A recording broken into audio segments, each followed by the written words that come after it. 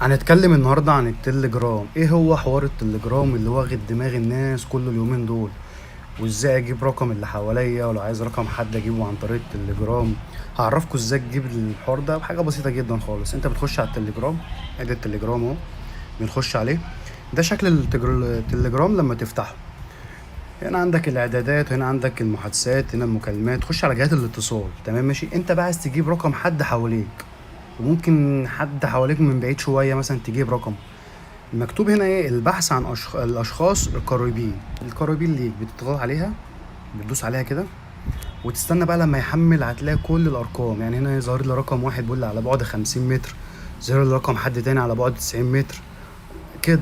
هيظهر لك بقى، بص يعني انا ظاهر لي 98 واحد، 98 واحد التليجرام ظاهرهم لي. انت بقى اي ده يعني ايه؟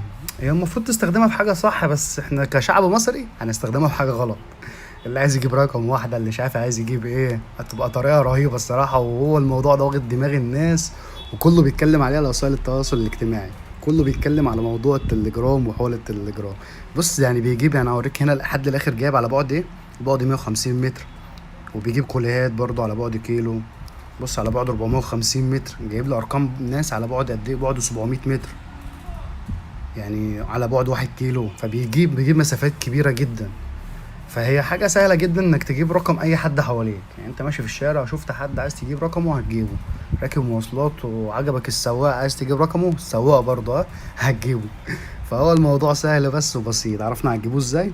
نخش على التليجرام، نفتحوه كده، ونجيب جهات الاتصال، ونتك على البحث عن الاشخاص القريبين، وهتلاقيه هو يحمل ويظهر لك كل ده. تضغط تظهر نفسك، عايز تظهر نفسك هتظهره، عايز توقف نفسك توقفه، بحيث ان محدش يبحث عليك. فاهمني؟ يعني كده انت ظهرت ان محدش يدور عليك كده. ايقاف اظهار، يعني انت لو قريب من حد وحد بيعمل الموضوع ده مش عارف يجيبك. يعني بالنسبه للبنات برضو، لو مش عايزه حد يعرف ارقامها وكده، دي الطريقه دي بقى ليه اللي انت ما تخليش حد يعرف يجيبك، يعني يجيب الرقم بتاعك. بس كده.